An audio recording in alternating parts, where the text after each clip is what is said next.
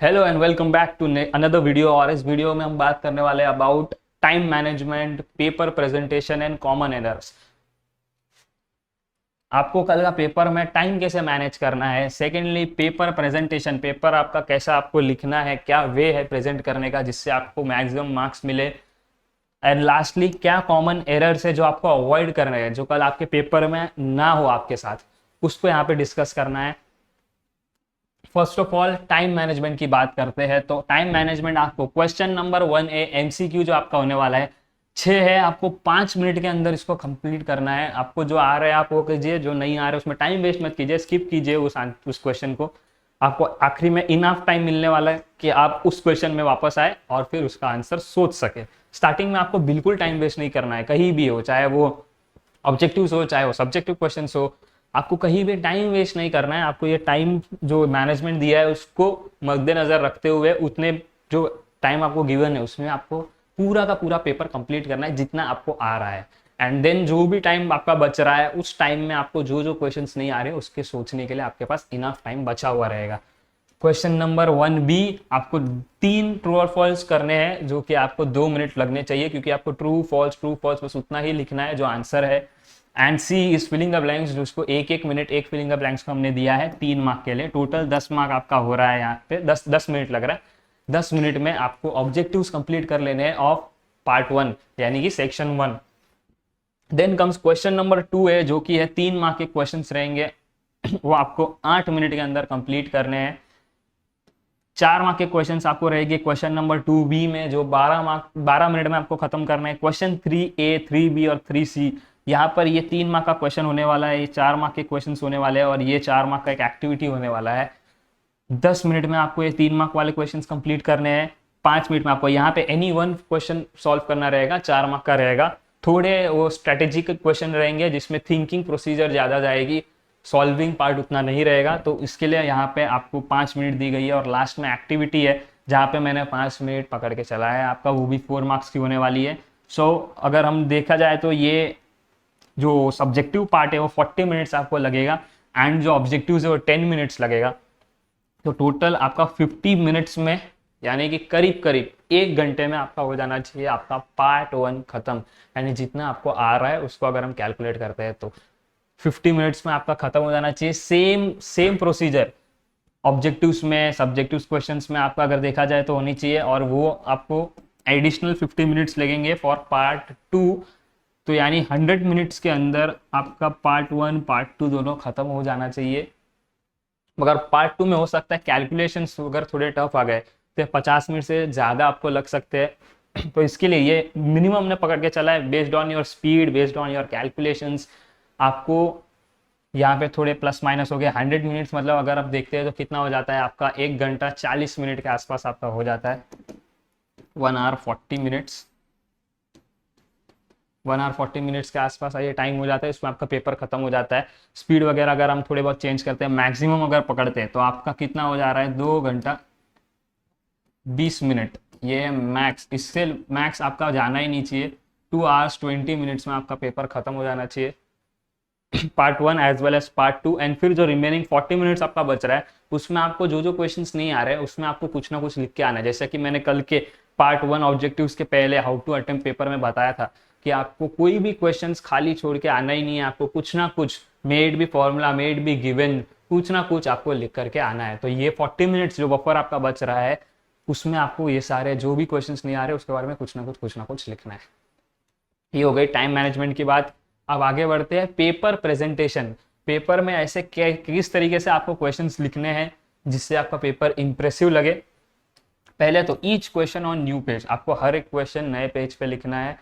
एक presentable look देगा, एक क्लीन लुक देगा पेपर को, जो चेक करने वाले को भी आसानी होगी। और ध्यान दीजिएगा, चेक करने में आसानी मतलब मगजमारी और किचकिच कम, मार्क्स ज्यादा। अवॉइड कैंसिलेशन, पेपर जितना नीट हो सके उतना नीट रखो, बहुत खिचड़ी मत पकाओ, बहुत कैंसिलेशन मत करो पेपर के अंदर। हो सके तो एक पेंसिल यूज करो कैंसिलेशंस के लिए जिससे थोड़ा पेपर नीट दिखे। Properly mention the question number, बहुत कॉमन मिस्टेक हो जाती है ये। आपको क्वेश्चन नंबर बहुत ही डिटेल में प्रॉपरली मेंशन करने हैं। जैसे फॉर एग्जांपल आप क्वेश्चन नंबर 2A का फर्स्ट वाला सॉल्व कर रहे हो तो प्रॉपरली लिखो क्वेश्चन नंबर 2A फर्स्ट, उसके बाद सॉल्व करो। तो आप प्रॉपरली क्वेश्चन नंबर आपको मेंशन करना बहुत ही इंपॉर्टेंट बन जाता है। Thirdly, write formulae reasonings wherever applicable. तो जहाँ भी आपका फॉर्मूलेज रीजनिंग्स वगैरह आपको लग रहा है कि यहाँ नेसेसिटी है, यहाँ मेरे को आपको फॉर्मूलेज और रीजनिंग देनी ज़रूरी है ये स्टेज के, ये स्टेप के ऊपर, वहाँ दो।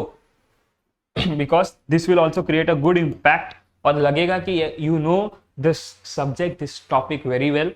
तो फॉर्मूलाज और रीजनिंग जहाँ जहाँ एप्लीकेबल है वहाँ वहाँ आप दे दो, कितनी भी सिंपल रीजनिंग क्यों ना हो, mention it. Avoid short forms, आपको शॉर्ट फॉर्म्स जितना हो सके अवॉइड करने हैं, फुल फॉर्म्स लिखिए।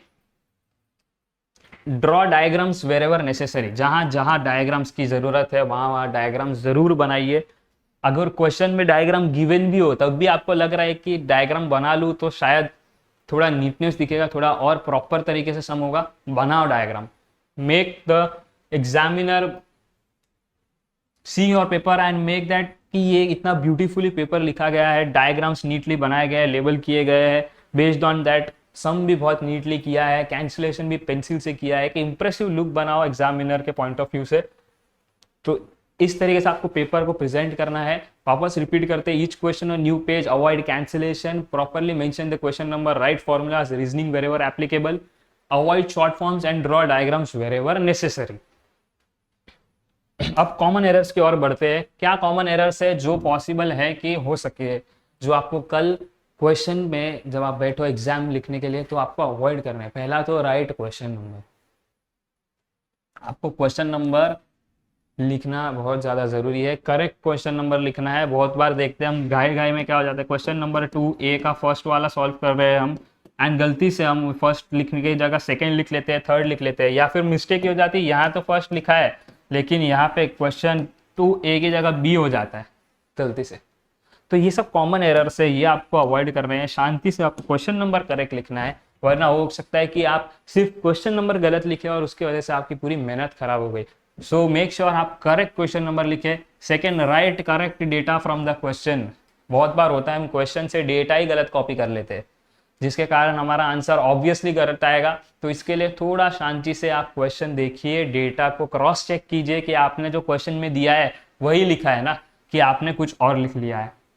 Don't see the whole question paper, पूरा क्वेश्चन पेपर कभी मत देखिए, बिकॉज हो सकता है आपने कोई टॉपिक स्किप किया हो और उसी टॉपिक का अगर क्वेश्चन आपको पेपर में दिख जाता है, आपका माइंड सबकॉन्शियसली कहीं ना कहीं वो सम में अटक जाएगा, and for because of that reason आपका जो बाकी सारे सम्स है उसके अंदर आपकी जो भी विल पावर बोल सकते हैं, कॉन्फिडेंस बोल सकते हैं, सब हिल जाएगा। और जो सिंपल कैलकुलेशंस हो गए, जो सिंपल सम्स हो गए जो आपको बहुत अच्छे से आते हैं, उसमें भी कहीं ना कहीं आप अपना कॉन्फिडेंस लूज कर देंगे और उसको गलत करने के चांसेस आपके बहुत ही ज़्यादा हाई हो जाते हैं। तो इसलिए कभी भी पूरा क्वेश्चन पेपर मत देखिए, स्टार्टिंग से लाइन वाइज धीरे धीरे धीरे धीरे सॉल्व करते जाइए, एंड आपके जो भी आंसर्स आपको आ रहे हैं उसको परफेक्टली लिखते जाइए, जो नहीं आ रहे ट्राई स्किपिंग इट, एंड में हम उसको करेंगे। Don't waste time on questions which you don't know, जो मैंने अभी बोला, जो क्वेश्चन आपको आ ही नहीं रहे उसमें फूकट में सोचो मत और टाइम वेस्ट मत करो, जिसके थ्रू आपके जो पेपर्स ऑलरेडी जो क्वेश्चंस आपको आने वाले हैं आगे जो सेक्शंस में गिवन है वो आपके स्किप ना हो जाए टाइम के कारण।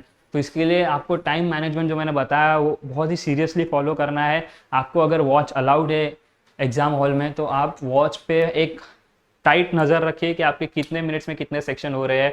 शुभम सर ने आपको क्या टाइम लिमिट दी थी, उस हिसाब से क्या आप मैच कर पा रहे हैं, येस और नो, चेक करते रहिए कंटिन्यूसली। नहीं है तो आपको एग्जाम हॉल में एक घड़ी लगी हुई रहेगी, अगर आपको वॉच लेके जाना अलाउड नहीं है तो आप उस पर नज़र रखिए और कंटिन्यूसली वेरीफाई करते रहिए ये सेक्शन आपका कितने टाइम में हुआ, ये सेक्शन आपका कितने टाइम में हुआ, ये क्वेश्चन आपका कितने टाइम में हुआ, जिससे कि अगर आप ये मेजरमेंट करते हो ना कंटिन्यूसली, आपका पेपर 110% टाइम के पहले खत्म होगा और आपके पास एम्पल ऑफ टाइम बचेगा जिसमें जो क्वेश्चन आपने अटेम्प्ट नहीं किए उसको आप ठंडे दिमाग से अटेम्प्ट कर सकते हो।